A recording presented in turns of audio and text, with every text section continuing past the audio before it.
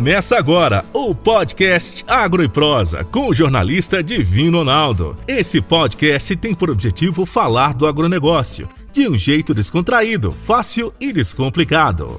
Com vocês, Divino Ronaldo e o Agro e Prosa. O meu entrevistado de hoje é Leandro Barcelos, engenheiro agrônomo com pós-graduação em fertilidade do solo pela Universidade Federal de Lavras, também pela Universidade Federal do Paraná e pela Universidade de São Paulo, Exalc-USP. E o tema da nossa entrevista será pontos a serem considerados para a alta produtividade.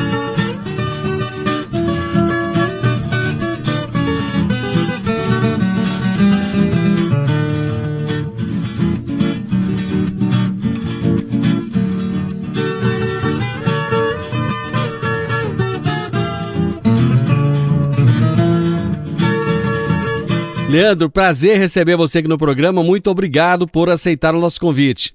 Opa, uma boa tarde para todos os ouvintes, boa tarde ao Divino Ronaldo aí.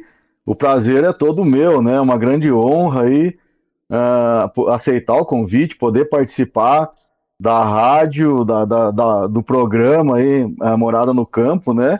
É uma oportunidade ímpar na vida da gente e tomara que a gente consiga explanar alguma coisa aqui que ajude o nosso agricultor, né? Que no dia a dia aí a batalha é intensa e vamos ver se a gente consegue desenvolver alguma coisa aí para melhorar a vida de todo mundo, né, Divino? Cara, mas que baiano é esse que tem sotaque de gaúcho? Ah, Maria, viemos do Rio Grande, né? Não tá... Pegamos só um pedacinho do sotaque do baiano, ainda 15 anos na Bahia, mas ainda não perdemos por completo o gaúchês aí, né? Você tá em Luiz Eduardo Magalhães? Hoje eu resido em Luiz Eduardo Magalhães já há 15 anos e a gente trabalha nas fazendas, porque esse oeste da Bahia aqui ele é bem extenso, né? Tem 5, 6 municípios aí, mas o pessoal concentra a residência, assim, família, tudo no Luiz Eduardo Magalhães mesmo, né? Apesar das fazendas ficar aí num raio aí de até 200 km, 300 km, mas o pessoal reside tudo no Luiz Eduardo Magalhães e alguns em Barreiras, né? Pois é, você é gerente de uma fazenda e dá assistência técnica para outras 2 grandes fazendas? Como é que é essa história aí? Exatamente, Divina. Hoje eu gerencio uma fazenda de 5.000 hectares aqui, que planta soja e milho, faço toda a parte operacional da fazenda, a recomendação técnica, toda a estrutura da fazenda, né? Acompanha a lavoura e tal. E até a partir desse ano agora a gente começou também a prestar consultoria. Então a gente atende mais 2 fazendas que no total vai fechar em torno de uns 15.000 hectares, que daí entra algodão também. Então, em regiões assim que também a chuva não é tanto, que a Bahia ela tem uma regionalização, onde assim, lugares que chove mais, lugares que chove menos, né? Então hoje o nosso trabalho está baseado nisso, gerenciando uma fazenda e prestando consultoria para mais 2.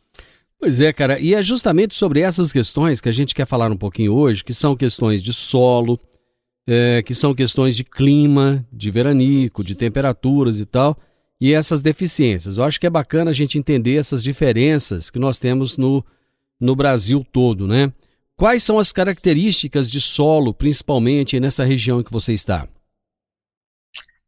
Isso aí é um tema importante. Hoje tem levantado até a curiosidade do pessoal de forma geral no Brasil, que os nossos solos aqui eles são bastante planos, né? Diferente um pouquinho da região aí do Rio Verde e tal, ou diferente do Rio Grande do Sul. Nós temos um relevo muito bom para nós, mas são extremamente arenosos, né? Essa parte de argila que a gente é acostumado no sul e mesmo aí na região do centro-oeste aqui é bem diferente, né? Quando tem aqui 25% de argila, já estamos felizes, né? É um solo fantástico. É bom que a gente, para construir, a gente não precisa comprar areia, não. A gente já pega ali mesmo na estrada, só compra o cimento, né? O resto já está ali. Na média, qual que é o percentual de argila aí dos solos aí? Hoje, vamos pensar de forma geral de Bahia, ela varia de 15% a 30%. Mas essa parte de 30% é bem restrito a algumas regiões. A média mesmo, vamos ficar assim na faixa dos 22% de argila, né? Então, o restante tudo aí 70%, 80% aí é areia mesmo. Não, é bem como a gente conhece a areia aí, é uma coisa até meio inacreditável, assim, que se consiga produzir tanto. Mas aí vem um detalhe, sabe, Divino Ronaldo, que o pessoal, eu acho que tem um paradigma da argila, e o baiano aqui não teve jeito, né? O pessoal da Bahia teve que conviver com isso. Era um solo que nos dá uma possibilidade muito boa de mecanização, por ele ser muito plano, então é uma vantagem que eu vejo que não tem no Brasil, assim, em forma de uma grande região. Aqui em torno de 2,5 milhões de hectares plantados, hoje só no oeste da Bahia, né? Então, beleza, mas é a parte do solo, essa parte da areia, eu sempre comento com o pessoal que ela tem algumas vantagens em cima da argila. Ela é mais, como não tem nada, o solo é extremamente pobre naturalmente, você consegue colocar aquilo realmente que você quer. Né? Ele é um solo que, se tu não colocar, você não colhe nada, mas se você fizer a coisa certa, tu consegue colocar as doses que precisa de cada nutriente, e você consegue gerenciar isso mais fácil que um solo argiloso. Entende? Porque o solo argiloso é um pouco mais complexo, né?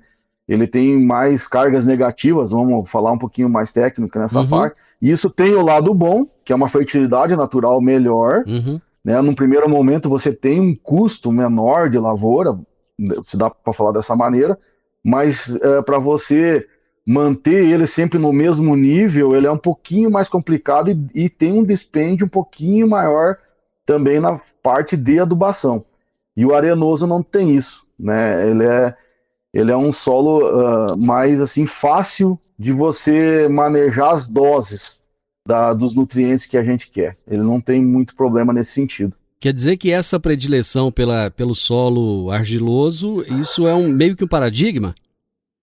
Vou falar isso, eu não sei se alguém vai ficar bravo comigo, mas hoje eu prefiro o solo arenoso aqui da Bahia para trabalhar, né, do que um argiloso. Por quê?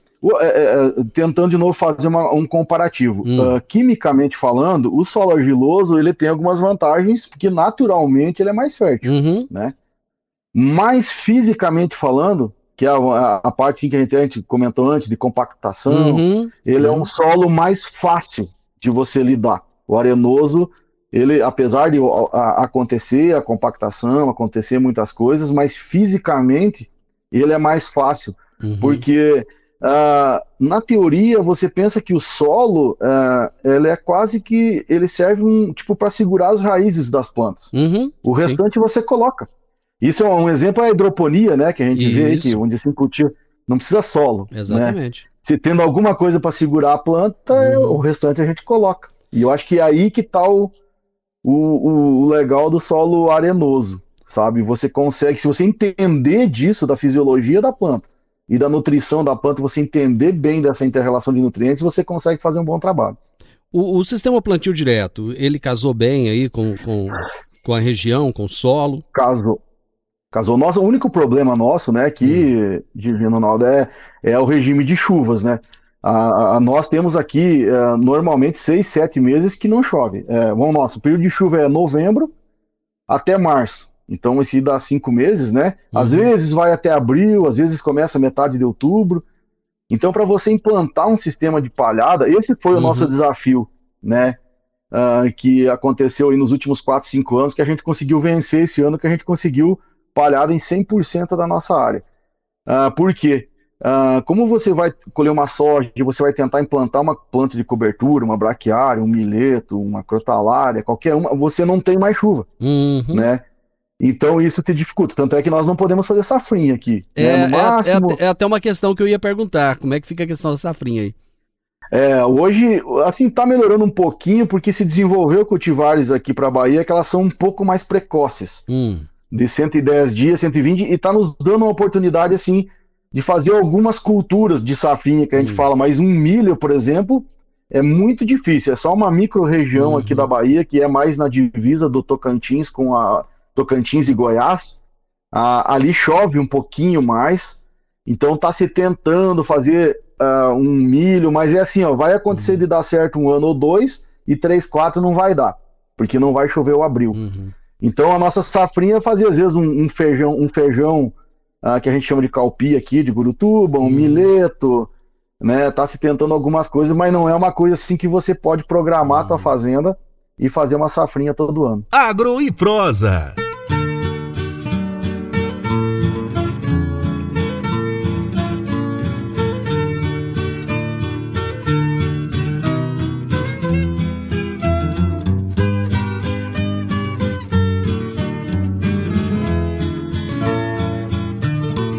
E o Leandro faz um trabalho muito bom na Bahia. Ele está localizado lá na região de Luiz Eduardo Magalhães, região que eu conheci na década de 80.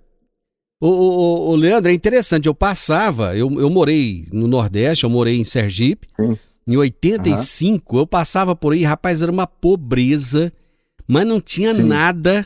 A única coisa que você via era de vez em quando alguém com uma vasilha na cabeça procurando água, uns carros de boi de vez em quando. Passei 25 anos sem ir aí. Cara, eu levei um susto quando eu retornei. Levei um susto porque eu ouvia falar, mas eu não imaginava o que era essa região, o que se tornou isso aí.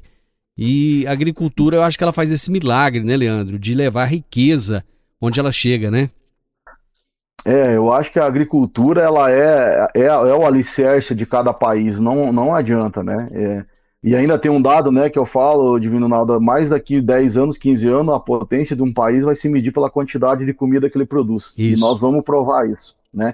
Mas Luiz Eduardo era isso, eu conheci Luiz Eduardo em 2000, mas 85 aqui era um posto de gasolina na curva ali que ia para Salvador, né? É verdade. E mais nada. Mais nada. Eu vim morar em 2006 aqui para Luiz Eduardo e tinha 20 mil habitantes. Meu Hoje Deus. passa de 100.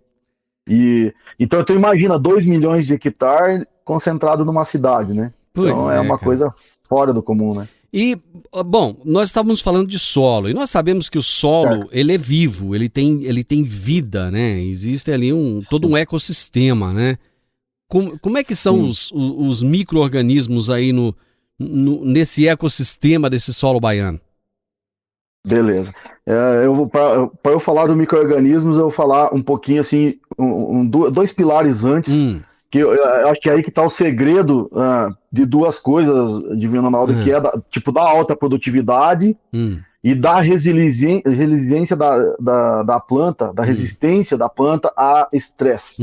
Porque hoje o nosso grande problema, hoje em termos de Brasil, são os estresses hídricos, né? Isso. A falta de chuva. Não, nós estamos com um problema seríssimo no milho aqui agora. Seríssimo, exatamente. Então, claro que eu sempre digo assim, 40 dias sem chover não tem muito milagre, mas 25, 30 você consegue, assim, manter boas produtividades. Então, só para fazer uma contextualização rapidinho, a gente pensa em 3 pilares na produtividade, que é o aspecto físico, que a gente falou da compactação ali, que não pode ter, né?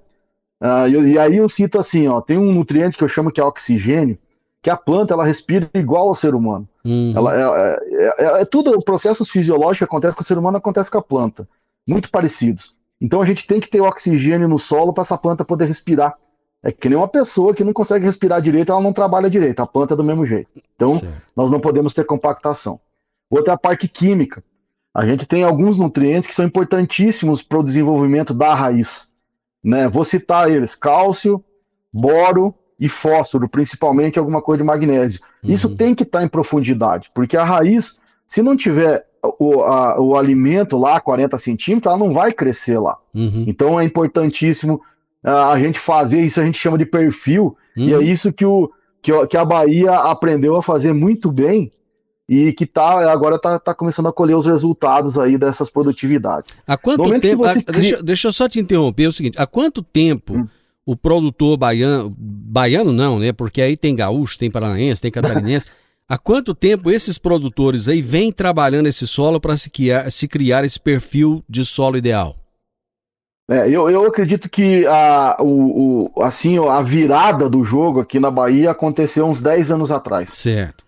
Né? Vinha-se fazendo alguns trabalhos, o pessoal que plantava algodão já se dedicava um pouco mais a isso, porque o algodão é uma cultura muito mais sensível ainda ao sistema radicular, tem que ter um solo fértil, senão ele não vai. Sim. Mas o produtor da soja, como a gente teve uma grande estiagem em 2010, depois nós tivemos uma em 2015, aquilo ali, sabe aquela história que a dor ensina a gemer? Então, é mais ou menos por aí. Aí foi se estudando, foi fazendo isso e começou esse trabalho de aprofundar a fertilidade, né? Esse era um problema nosso, que tem um nutriente que se chama, que é alumínio, que ele impede o crescimento radicular. Isso. E com o calcário a gente resolve esse problema, Isso. né? Com o calcário e com o gesso, né? Gesso é importantíssimo, eu sou fã número 1 de gesso, né? E o pessoal subestima a aplicação de gesso em todo o Brasil, tem que usar mais. Pois é, por que se tem esse preconceito com gesso, hein? Antigamente, às vezes os técnicos de antigamente, o agrônomo, o pesquisador, tinham um certo conhecimento, né? E aquilo era aplicado, mas as coisas vão evoluindo, a genética da planta foi evoluindo, né? Se nós pegar lá os anos de 90, 2000, se produzia 50 sacos, estava bom, né? Hoje tem que produzir 80, então mudou esse conceito. E o pessoal, ele continua seguindo, às vezes, recomendações lá de 20 anos atrás. Acho que essa que é a grande diferença, né? E é o recado que eu dou sempre para o agricultor, nós temos que procurar coisas novas. Tem que evoluir. Estão vindo coisas novas. Tem que evoluir. Aquela recomendação lá de excelentes professores e pesquisadores lá da década de 90, 2000, serve de base para a gente evoluir, né? Mas não ficar usando aquele tipo de cálculo ou algum tipo de metodologia que já não serve mais, né? Então essa é a grande questionamento que eu faço, né? E o gesso, no perfil, ele é importantíssimo. Bacana. Não tem maneira, né, de fazer diferença. Ou seja, já que o produtor não tem o controle do clima, porque não dá para ter o controle da chuva, ele então vai ter um controle do crescimento radicular para que essa planta possa buscar água o mais profundamente possível, né? Exatamente. E tem uma coisa que eu gosto de falar bastante, Divino Ronaldo, é assim, o nosso maior reservatório de água não é o açude, é o solo. O solo é o maior reservatório, nossa maior caixa d'água é o solo. Isso mesmo. Então, a chuva que cai, nós temos que armazenar ela. Então, o máximo possível, né? Aí um solo argiloso, ele ganha um pouquinho por causa dos microporos e tal. Mas no momento que você entra com a palhada, daí a gente vai na tua pergunta dos micro-organismos, quando você consegue fazer matéria orgânica, eu vou te dar só um exemplo assim, numérico. 1% de matéria orgânica, se você tem 1,5 e tu vai para 2,5, você dobra a tua capacidade do solo de armazenar água. Olha só. Né? Porque a matéria orgânica tem essa capacidade, né, de fazer poros, microporos, agregar a argila que tem no solo, né? Então, matéria orgânica é fundamental. E a gente só faz isso com raiz de planta, com raiz da braquiária. Né? É outro paradigma que eu venho tentando quebrar com o pessoal, é assim, o pessoal quer ver aquelas palhadas, né, alta, não sei, aquilo lá é bom, mas não é o que a gente quer são as raízes. Você quer profunda, né, e não alta. Eu quero a quantidade de raiz, é ela que vai criar os poros e é ela que vai nos dar matéria orgânica. Não é para cima, é para baixo, né? É para baixo. Eu sempre falo com um agricultor que não anda com a pá atrás da caminhonete, ele não sabe ver lavoura. Olha só. Ele tem que olhar para a raiz. E a gente conversa e ninguém anda com a pá, né? A gente tem que ver a raiz. Ali pela raiz a gente começa a dizer se a coisa tá boa ou tá ruim, né? A raiz é a boca, né? A boca da planta é a raiz. Exatamente. Então nós temos que tratar bem ela. Aí hoje, voltando à tua pergunta do micro-organismo, né? Eu acredito assim, os micro-organismos estão se descobrindo algumas outras bactérias e alguns fungos, e são eles que vão fazer tipo a virada do jogo para altas produtividades. Vamos falar de altas produtividades, assim, 90 a 100 sacos de soja por hectare. É possível, mesmo com menos água, né? Mas quem vai fazer essa virada aí serão os micro-organismos. Mas só que nós temos que dar alimento para ele. Exatamente. E alimento para ele é palha. Entende? Então, nós temos que pensar nisso. Agro e Prosa, falando do agronegócio de um jeito descontraído, fácil e descomplicado.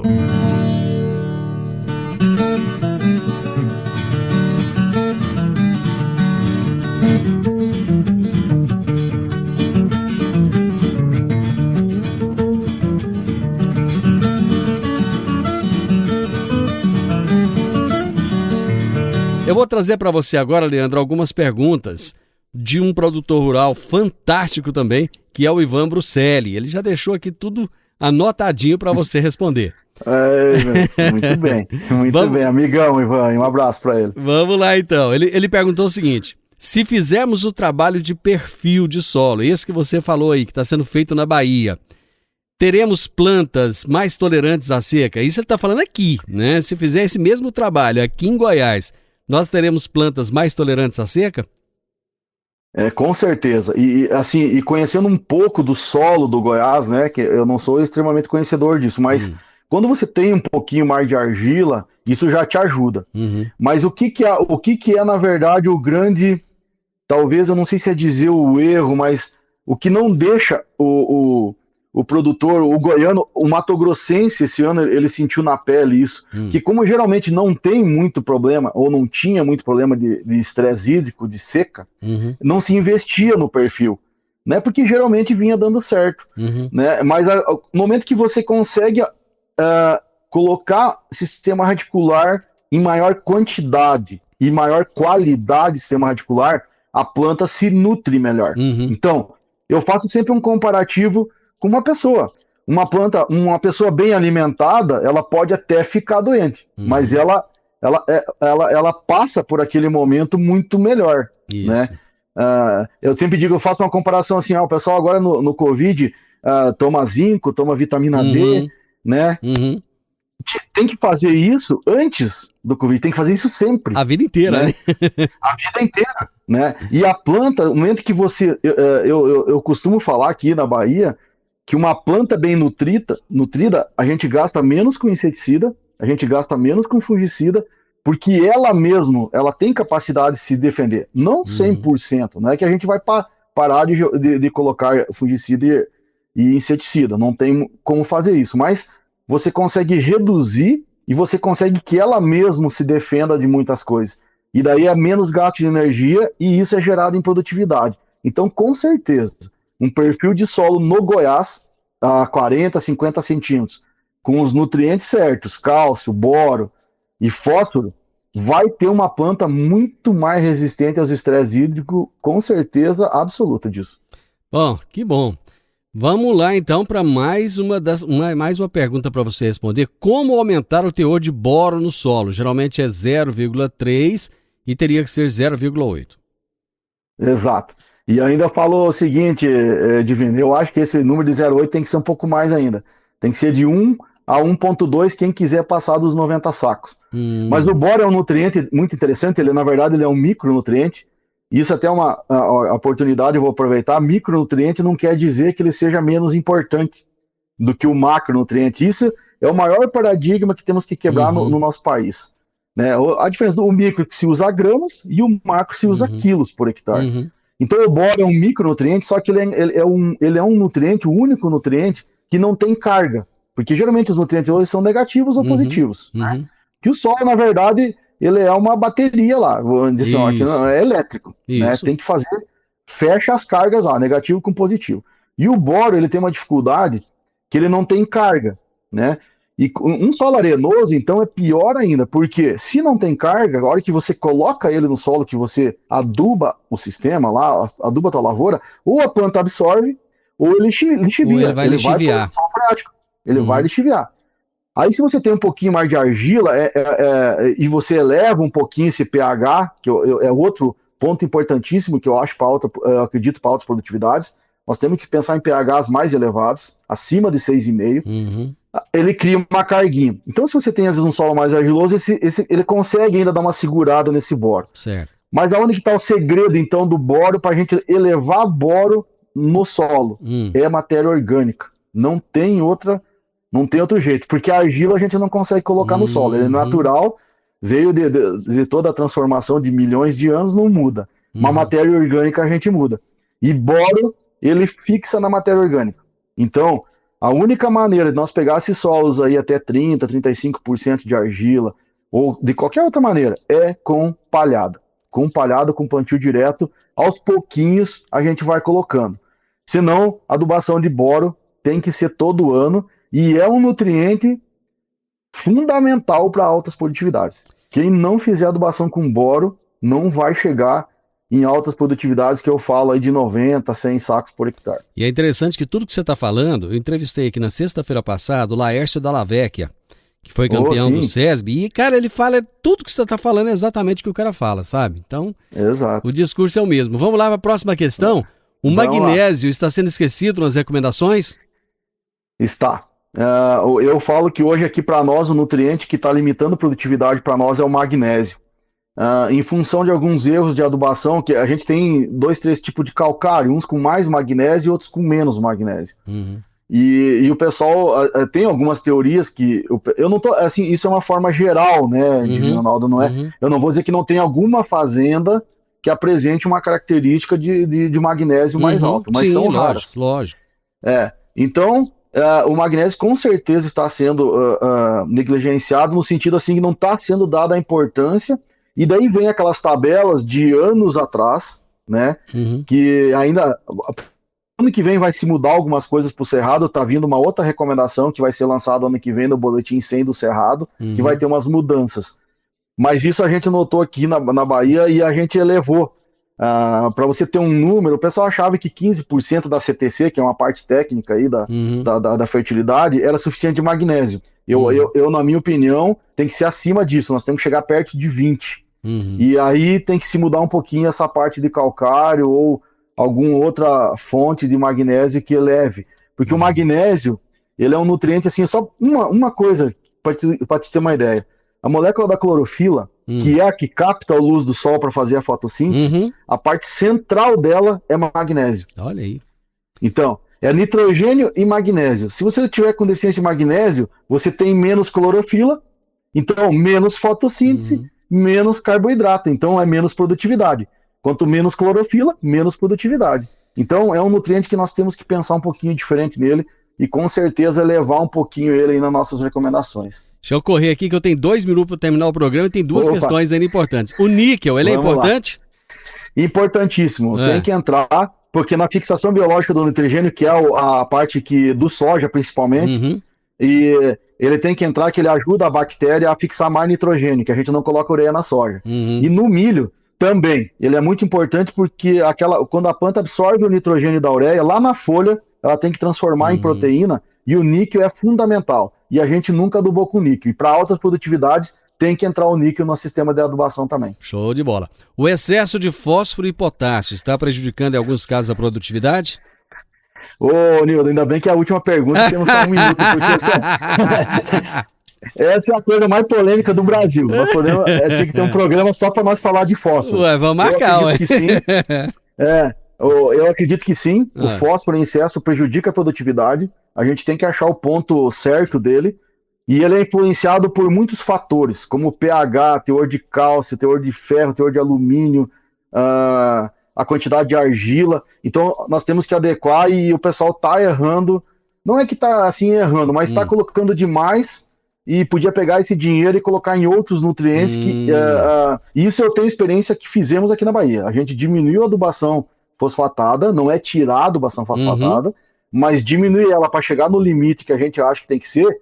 A gente gastou menos dinheiro e aumentou a produtividade por causa desse sinergismo aí dos nutrientes. Então, o fósforo é um nutriente a ser estudado, a ser quebrado alguns paradigmas aí. Eu acho que é um ponto-chave para a gente elevar a produtividade também.